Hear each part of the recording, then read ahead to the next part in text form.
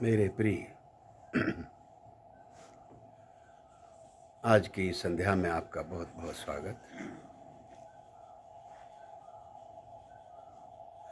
मैं संध्या को शुरू करूं, चलते चलते कुछ आपके साथ निवेदन करता चलूं। आज प्रातः के सत्र में मैंने आपसे कहा कि जिंदगी में बहुत कुछ ऐसा है जिसके लिए करना पड़ता है। हमें कर्ता बनना होता है, हमें क्रिया में उतरना होता है। और दूसरी बात मैंने आपसे कही थी, सब कुछ मेरे करने से नहीं होता। जिंदगी में बहुत कुछ ऐसा भी है जो जीवन का बहुत ही रित है, जो आधारभूत है, जो बेकरे होता है। और जब बेकरे हमें मिल जाता है, उसके लिए हम धन्यता से भरते हैं, उसके प्रति अनुग्रहित होते हैं।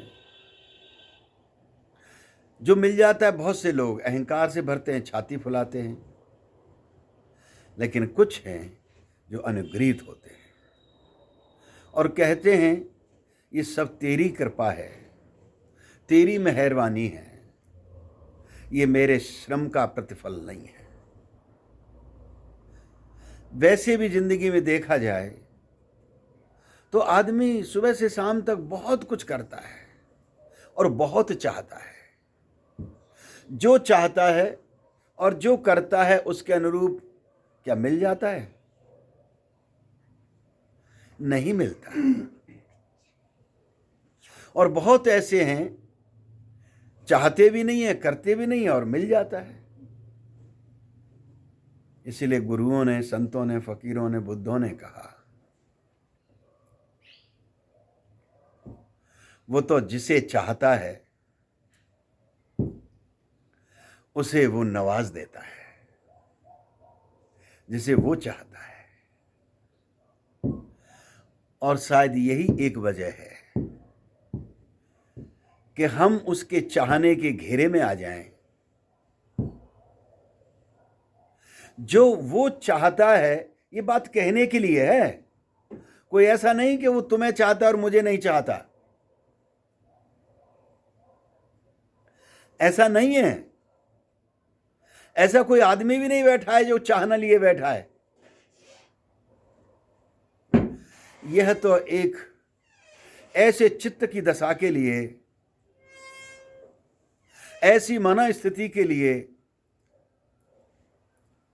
बात कही गई है, ताकि व्यक्ति दुखी न हो, उदास न हो, निराश न हो, हताश न हो, क्योंकि वहां किसी का बस चलता नहीं है। अगर ऐसा कहीं पता होता आदमी को कि वहां बैठा हुआ इधर उंगली करता है और इधर उंगली नहीं करता है, तो उंगली काटना तो छोड़िए, समूल नष्ट कर देता उसे। आदमी खत्म कर देता उसे। उनगत न रहेगा, बांस न बाजेगी बांसुरी, झाड़ी खत्म करो। वो तो कहीं नजर नहीं आता। लेकिन फिर भी इस तथ्य को सामने उजागर करते हुए कि जो बहुत कुछ जिंदगी में मेरे किए नहीं होता, मेरे बिना किए होता है, उस संदर्भ में बात इतनी प्यारी, इतनी मधुर कही गई है कि वो जिसे चाहता है वो उसे नवाज देता है, हार उसके गले में डाल देता है, जिसे वो चाहता है।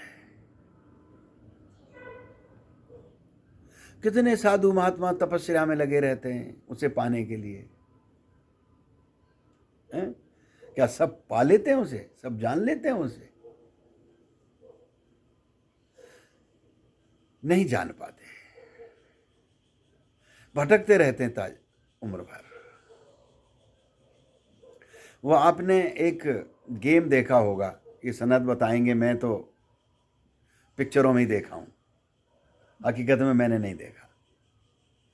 आप में से भी बहुतों ने देखा होगा, एक चाक सा घूमता है, उसमें कुछ डाल देते हैं और फिर वो घूम हैं।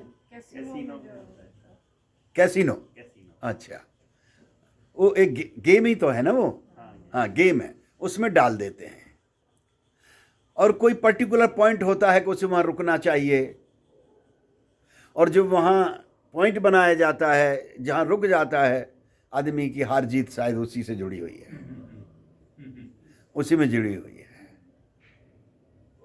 और लोग उसमें एक्सपर्ट होते हैं कि वो जिस तरह से डालें कि वो जो चाहते हैं वहां जाकर रुके। बाजी लगाते हैं, बाजी लगाते हैं। कैसीनो यानी जुआ घर। जुआ घर गेम है, वो गेम है एक्चुअल में, जुआ कह लो कुछ कह लो, मैं तो गेम बोला है। ये जिंदगी भी एक गेम है, जिंदगी से बड़ा तो कोई गेम नहीं है, कोई जुआ नहीं है, हैं?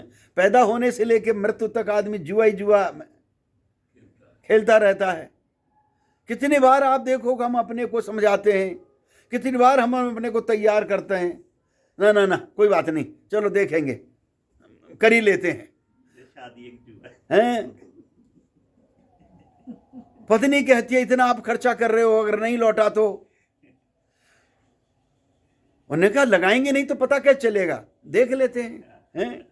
अभी हमारे सनद स्वामी ने बहुत आप बीती कह दी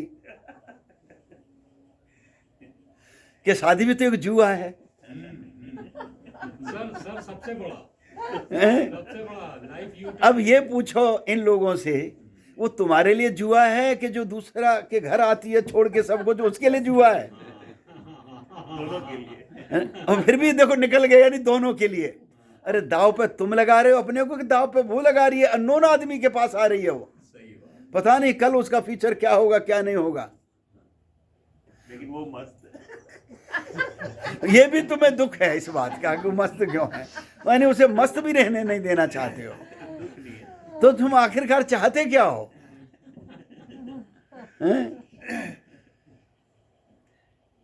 तो मैंने कहा कि जिंदगी से बड़ा तो फिर कोई जुआ ही नहीं है।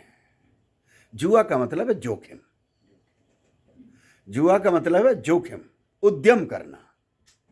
उस उद्यम को कोई गलत नजर से देखता है और कोई एंजॉय करता है उसमें। शायद हमारे भारत में मुझे नहीं मालूम कि कहाँ कहाँ हो रहे हैं, कैसे हो रहे हैं, पर लेकिन बहुत सारे भारत के लोग नेपाल जाते हैं कैसीनो खेलने के लिए। तो ऐसा लगता है जैसे यहाँ कोई पाबंदी लगा दी हो, यहाँ ना हो रहा हो। होता होगा यहाँ भी बड़े बड़े होटल्स के अंदर, बड़े बड़े किल्वों में। खैर, तो मैं कह रहा था कि वो उसमें डाला जाता है और वो चाक घूमता है, पहिया घूमता है, चाक घूमता है, और चाक घूमने के साथ साथ साथ साथ वो गोली भी भाग रही होती है, गोली भी भाग रही, और कैसी नजर सबकी लगी रहती है, हैं? कैसी नजर लगी रहती है, और किसी को पता नहीं वो कहाँ जाके रुकेगी। क्या मालूम होता है? नहीं, वही बड़ा, किसी को पता नहीं होता वो कहाँ जाके रुकेगी, लेकिन वो फिर भी रुकती है,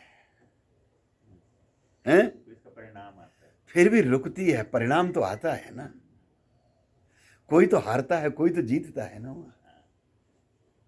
वो जो रुकती है, वो जो आपने कृत्य किया था, जो आपने कर्म किया था, जो आपने खुद को दांव पे लगाया था, उस दांव पे जो फोर्स आई थी, जो ताकत आई थी,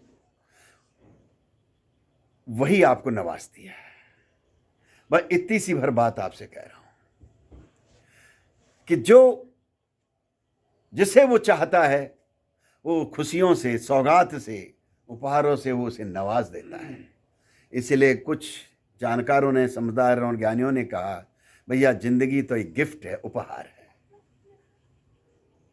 अगर इसे तुम ऐसे ले लो तो हमेशा खुशियों से भरते रहोगे, और अगर इसे सजा की तरह ले लो तो निरंतर आप दुखी रहोगे। ये हमारे ऊपर है कि हम जीवन को लेते कैसे हैं। एक बात किसके ऊपर है? सुबह भी हमने बात कहा था कि सेंटर में मैं ही हूं, मेरे सिवा कोई नहीं है। इस समय दूसरी बात है कि सब कुछ मेरे ऊपर है कि मैं कैसे लेता हूं इस मूवमेंट को, अगले मूवमेंट को, इस मूवमेंट में घटी हुई घटनाओं को, और अगले मूवमेंट में घटनी हुई घटनाओं को मैंने कैसे लेना है। ये बहुत कुछ खुद के ऊपर निर्भर करेगा। जैसे आप लेंगे वैसे उसके परिणाम आएंगे। इसीलिए कहा गया ज्ञानियों ने, समझदारों ने, बुद्धों ने, यार काहे के लिए फिक्र लेते हो मेरे भाई, जब यहां कुछ थिर ही नहीं है और पल पल चीजें बदल रही हैं, हर पल बीत रहा है, तो काहे के लिए पकड़ रहे हो? हर पल में क्यों नहीं आ जाते हो? और भगवान श्री की तो देशनाओं में से ये बड़ी प्रमुख देशना है कि तुम पल पल को जियो। और एक प्यारी और बात कहूं मैं आपसे इस संदर्भ में, अब साधु महात्मा कहने लगे हों तो अलग बात है, मैं तो 40 साल 50 साल पहले भी साधु महात्माओं को जानता हूं, वो क्या बकवास किया करते थे। मैंने उन्हें भी सुना है, उनके पास भी रहा हूं, उन्हें भी देखा है। भगवान श्री एक बहुत प्यारी बात कहते हैं, दुख आए दुख को जी लो। दुख आए तो दुख को जी लो, और बोले कुनकुने कुनकुने होकर मत जियो, टोटलिटी के साथ जी लो। जैसे सुख को जीते हो उससे ज्यादा गहराई में जियो। कष्ट आए, किसी से कोई शिकायत गिले इसे मत करो, उस कष्ट को भी स्वीकार कर लो, उससे भी जी लो। हमें कष्ट ना आए, एक हमें कष्ट दुख आ गया है तो किसी पे डाल दो, किसी की बदौलत हुआ है, नहीं तो होता ही नहीं है। किसी की बदौलत होता है। मैं तो बहुत खुश था शादी से पहले,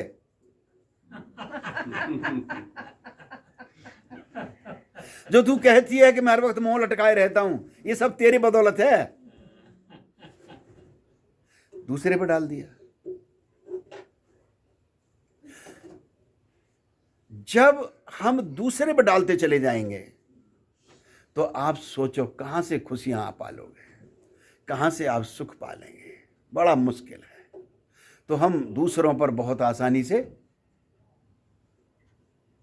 डाल देते हैं, तो जो बहुत ही इजी है। जो मैंने कहा कि ये तो हमारे ऊपर निर्भर करता है हम कैसे लेते हैं। अथवा आप कहें ये सब मेरे ही कारण है, इसका हिस्सेदार भागीदार मैं ही हूं, मुझसे ही कहीं चूक हुई है, मुझसे ही कहीं कोई भूल हुई है, कोई गलती मैंने ही की है। रास्ते में चलते हो ठोकर खा जाते हो तो तुम्हें कोई धक्का देता है क्या? बहुत बार हुआ होगा आपके जीवन में, तो गौर करो, किसी ने कोई धक्का मारा था क्या आपको?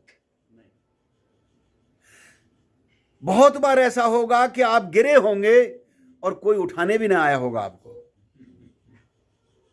तो क्या किसी का इंतजार किया होगा आपने उठने का कि मैं गिर गया हूं ठोकर खा के, तो कोई उठाने आवेगा, तो भगवान होंगे तो कृपा करेंगे मेरे ऊपर और उठाएंगे मुझे। ठोकर खाया हुआ व्यक्ति उठने की बड़ी जल्दी करता है। 10-12 वर्ष पहले यहाँ रामपुर से वो इनकम टैक्स डिपार्टमेंट का कोई इंस्पेक्टर यहाँ आया ध्यान के लिए, तब से वो यहाँ आया भी नहीं, तब से वो यहाँ आया भी नहीं। दूसरे दिन संध्या सत्संग पूरा हुआ और यहाँ से नीचे को जा रहे थे तो सीढ़ियों से लुढ़क गया और जाके नीचे का जो प्लेटफार्म वहां जाके गिर गया। सभा पूरी हो गई थी लेकिन कुछ मित्र बैठे रह गए थे, तो मैं उनके साथ चर्चा कर रहा था।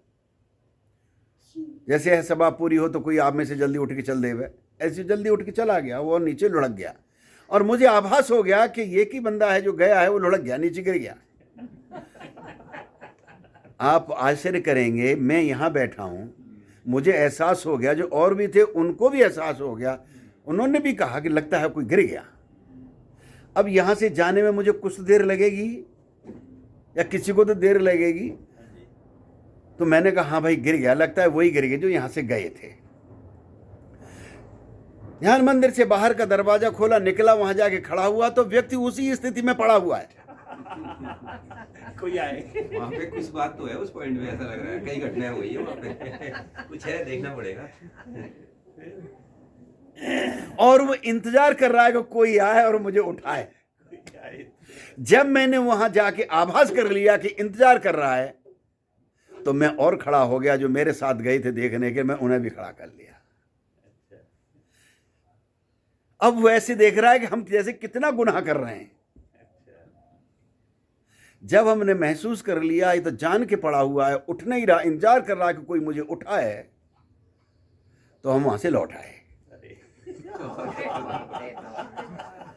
अब बोलिए उस पर क्या बीती होगी। तभी नहीं आया। हम वहां से लौट आए। तो इनकम टैक्स नोटिस आ जाएगा। हाँ दूसरे दिन सभा शुरू हुई, क्योंकि अमूमन रात के खाने में मैं जाता नहीं हूं नीचे। रात के खाने के समय पर मैं 100 मौकों पर 99 मौकों पर नहीं जाता हूं। तो दूसरे दिन मुलाकात हुई और मैंने पूछा किसी ने कुछ कहना है, तो सबसे पहले हाथ उठ गया। हाँ सब कहना है। मैंने कहा भाई बोलो आप क्या कहना है। बोले कल मैं गिर गया था और आप में से कोई उठाने नहीं आया। मैंने कहा कहीं लड़की गिर गई होती तो तू खुद ही भागता ना उठाने। कहीं लड़की अगर होती तो उसे पकड़ने के लिए तो और तुझे मौका मिला होता तो सबसे पहले भागता। बिल्कुल। इंतजार करता किसी का कि नहीं मैं क्यों जाऊं, दूसरे चले जाएंगे, तू खुद जाता। गिरे तुम थे, इंतजार कर रहे हो कोई और उठाए, तुम्हारा भेजा फिर गया है। इतने दिमाग के रोगी हो, दूसरों से उम्मीद लगा रहे हो, दूसरों से आशा लगा रहे हो, फिर कहोगे ये सीढ़ियां रपटनी है, ये सीढ़ियों का कसूर है, मेरा तो कोई दोष ही नहीं है। तो होश काय बात के लिए सिखा रहे हैं हम यहाँ, होश काय बात के लिए बोल रहे हैं। होश भी तो हम इसीलिए दे रहे हैं कि भैया जरा होश से चलो, बोध से चलो, बच के चलो। तो दूसरे लोग ऐसे हैं कि इंतजार करते हैं कि कोई हमें उठाए, और कुछ ऐसे मित्र होते हैं कि कोई और क्यों उठाए। जिंदगी मेरी है, वो जिंदगी के रास्तों को खुद ही रोशन करते हैं। ये जिंदगी का यही फंडा है। और जो खुद ही रास्ते को रोशन करते हैं वो ये मत समझना कि वो कोई दंभ से भर जाते हैं। वे आह्लादित होते हैं, प्रफुल्लित होते हैं और धन्यता से भरते हैं। ये क्षमता हमारी नहीं है, ये औकात हमारी नहीं है। प्रभु सब तेरी कृपा, तेरी मर्जी, तेरी रजा से हो रहा है। वो सब दूसरे को श्रेय दे देते हैं। जिंदगी जीने के, खुशहाल होने के ये कुछ फंडे हैं, ये कुछ सूत्र हैं जिनसे हम चित्त को, अपनी चेतना को निर्विघ्न बनाते हैं, निर्द्वंद बनाते हैं, आह्लादित प्रफुल्लता, धन्यता और अनुग्रह से भरते हैं। यही धर्म के, अध्यात्म के सूत्र हैं जीवन जीने के। आप कुछ कहना चाह रहे थे, जरा प्लीज बोलिए। जैसे अभी चाय के टाइम बात कर रहे थे ना, आप बता रहे थे कि जैसे आपको दूध घी इन सब का मतलब पसंद था, लेकिन जब आप बाहर गए, दिल्ली गए, तो जब आपको पता चला कि मतलब इसमें मिलावट है, तो आपने छोड़ दिया आसानी से। तो ऐसे ही कुछ मेरे साथ हुआ था कुछ महीने पहले। तो इंटेस्टाइन, तुम ये कह रहे हो कि मेरे साथ ये विकार है, रोग है मेरे शरीर में और दूध उससे नुकसान दे रहा है मुझे, मैं कैसे छोड़ूं उसे। विशेष मेरे प्यारे बच्चे, तुम इस बात को जानते हो कि यह चीज मुझे दुख दे रही है, कष्ट दे रही है, रोग बढ़ा रही है। ये तो तुम जानते हो ना, और जानते हुए तुम नहीं छोड़ पा रहे हो। ठीक है, अगर मैं तुम्हारे हाथ में आग अंगारा पकड़ा दूं और तुमसे कहूं इसे पकड़े रखो, तो क्या पकड़े रखोगे उसे? हैं? क्या उसे पकड़े रखोगे? बताओ तो सही, सिर मत हिलाओ, बताओ कि पकड़े रखोगे। क्यों? हाथ जल रहा है। कैसे पता लगा क्या हाथ जल जाएगा? किसी ने बताया, अनुभव हुआ, जानते हो? कुछ तो होगा इनमें से। यानी आग जलाती है, अगर आप पकड़ाएंगे तो बामुश्किल तो मैं पकड़ूंगा ही, और पकड़ भी लूंगा तो पकड़ते ही छोड़ दूंगा, क्योंकि मुझे जला देगी। इसलिए छोड़ दोगे क्योंकि तुम जानते हो कि जला देगी, जानते हो इसलिए छोड़ दोगे। अभी तुम कह रहे हो कि मैं कैसे छोड़ू, इसे जानते ही नहीं हो कि ये मुझे तकलीफ दे रही है, नुकसान दे रही है, तो छोड़ कहां से दोगे? मेरी बात समझे मैंने क्या कही? ये बात, जब पूरे प्राणों से किसी बात को जान लिया जाता है तो उसे करने में आह्लादता मिलता है, खुशी होती है, प्रसन्नता होती है। हम नहीं जानते तभी उसे भाई यूं ही करते रहते हैं बेहोशी के साथ में। इस ऐसे ही मैं जैसे आपसे बात कर रहा हूं आज से 20-25 वर्ष पहले, 20-25 वर्ष पहले नहीं, करीबन 35 वर्ष पहले, मैं कुछ मित्रों के साथ बैठ के बात कर रहा था और ये मैं कह रहा था कि आदमी सब कुछ जानता है, जान के फिर भी गलती करता है, जान के गलती करता है, और जब जान लिया जाता है तो आदमी गलती नहीं करता। बोले नहीं गुरुजी ऐसा नहीं है। मैंने कहा बिल्कुल ऐसा है। जब आदमी जान जाए तो गलती कैसे करेगा? जब जान ही लेगा तो गलती कैसे करेगा? आदमी जानता ही नहीं है इसीलिए गलती करता है। तो बोले नहीं गुरुजी ऐसी बात नहीं है। तो मैंने कहा अच्छा खड़े हो जाओ। उन्हें खड़ा किया। जहां बैठे थे 10 फुट के दूर जाकर पहाड़ी थी और खाई थी, जहां बैठ के बातचीत हो रही थी, प्रसंग चल रहा था। मैंने कहा ऐसा करो कि मेरे सामने तुम चलते जाओ, जब तक मैं स्टॉप न बोलूं चलते जाओ, चलते जाओ। वो बड़े आराम से चलते चले गए। 10 कदम के बाद जब खाई आई तो पैर रुक गए। और जब पैर रुक गए तो मैंने कहा क्यों ठहर गए, क्यों रुक गए? मैंने तो ठहरने के लिए बोला नहीं, और कहा मैंने था कि जब तक मैं मना न करूं तब तक चलते जाना। कुछ अच्छा है या कुछ बुरा है उसे तो मैं जानता हूं, तुम तो जानते नहीं हो, तो तुम रुक कैसे गए? अरे गुरुजी अब अगले कदम पे तो मैं खाई में गिर जाऊंगा। तो मैंने कैसे कह सकते हो? बोले मुझे दिखाई पड़ रहा है। इसका मतलब जानते हो ना। जान करके तुम 10 कदम के बाद 11वां कदम नहीं उठा रहे हो क्योंकि मैं गिर जाऊंगा। यही तो कह रहा हूं मैं आपसे कि जान के गलती नहीं होती है, जिसे हम जान जाते हैं। तुमसे मैं वही बात कह रहा हूं, क्या तुम इस बात को अच्छी तरह से ठीक से समझ लो कि ये मुझे तकलीफ देती है, नुकसान देती है, ये मेरे जीवन को खत्म कर रही है, जला रही है। पूरे प्राणों से समझ लो, पूरे प्राणों से जान लो, तो 1 सेकंड नहीं लगेगा उससे मुक्त होने में, दूर होने में। हम पूरे प्राणों से ना अच्छा करते हैं ना हम बुरा करते हैं। ख्याल ले लो मैं क्या कह रहा हूं। पूरे प्राणों से ना हमसे अच्छा होता है ना हमसे बुरा होता है। बुरा है वो हो जाता है, अच्छा है वो भी हो जाता है। अच्छा हो जाता है यूं ही तो हम धन्यता से नहीं भरते, जो बुरा हो जाता है उसमें दुखी और परेशान और कुड़ जाते हैं। जान के भी तुमसे गलत हो जाएगा तो भी तुम धन्यता से भरोगे, शुक्रियादा से भरोगे, क्योंकि जो हुआ है, समझ गए, जान के या अनजाने में जो भी गलत हुआ है, और ये कहते इससे ज्यादा और बुरा तो हो सकता था, इससे भी तो ज्यादा बुरा हो सकता था। अच्छा है मेरे प्रभु यहीं तक रुक गई बात, यहीं ठहर गई, तो भी धन्यता से भर जाओगे। एक और अगर जान के करोगे तो किसी के ऊपर मढ़ोगे नहीं और खुद कह दोगे हाँ भाई ये मेरे से हुआ है। खुद से क्षमा मांगोगे, दूसरे से क्षमा मांगोगे, भाई मुझसे गलती हुई है। मैं दिल्ली और नोएडा के बॉर्डर को क्रॉस कर रहा था, वहां रेड लाइट थी, मुझे दिल्ली से नोएडा में एंट्री मारनी थी, प्रवेश करना था, और मेरे आगे बड़ी गाड़ी चल रही थी, तो मुझे यह नहीं दिखा कि रेड लाइट कब खत्म हो गई। मैंने उसी के पीछे अपनी गाड़ी डाल दी। जब वो तो निकल गया मेरे सामने वाला, और मेरी गाड़ी आगे 4 आदमी पुलिस वाले आए, उन्होंने रोक ली। मैं एक साइड पर हुआ, मेरे से कागज पत्र मांगने लगे। मैंने कहा बताओ तो सही बात क्या हुई है। बोले आपने रेड लाइट क्रॉस किया है। मैंने कहा बस इतनी सी बात है। बोले हाँ इतनी सी बात है। मैंने कहा आपके अफसर कहाँ हैं? बोले आप मेरे अफसर वहां बैठे हैं। तो मैंने कहा मुझे वहां ले चलिए, कागजों की जरूरत नहीं, मुझे वहां ले चलिए। मैं अफसर के पास गया। उससे पहले मैं उनसे यह कह चुका था, जो पुलिस वाले थे, मेरे से गलती हुई है, इसका जो हर्जा ना हो वो आप मुझे बता दें, जो इसका दंड होता हो मुझे बता दे, मैं उसे भर दूंगा, गलती मुझसे हुई है। वो मेरे मुंह देखने लगे। जब वो इस बात के लिए भी तैयार नहीं हुए और कागज पत्र मुझसे मांग रहे हैं, तो कागज पत्र मैंने दिया नहीं, और फिर मैंने कहा आपके अफसर कहाँ हैं? कोई अफसर है चार्ज हैं यहाँ इस क्रॉसिंग के? बोले हाँ साहब वहां बैठे हैं। मैं गाड़ी से निकल के जब तक वहां पहुंचा तब तक वो 4 आदमी अफसर के पास गए और उन्होंने वो सारी बात बता दी कि हमारी क्या वार्ता हुई है। मैंने कहा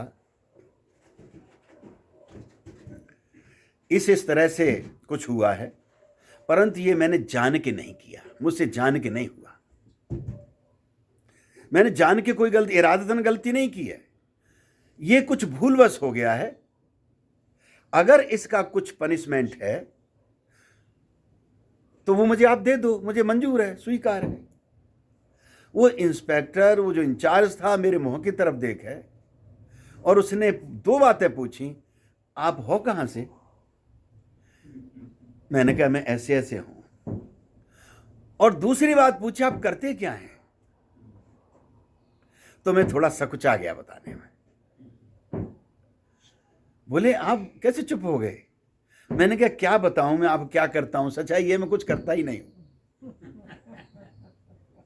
पर फिर भी आप पूछते तो मैं बताता हूं। मैंने कहा मैं तो ऐसे ऐसे आश्रम चलाता हूं, लोगों के जीवन संवारता रहता हूं। बोले अगर हमने किसी को यहां पकड़ा होता तो पहले तो वो ऐंठता,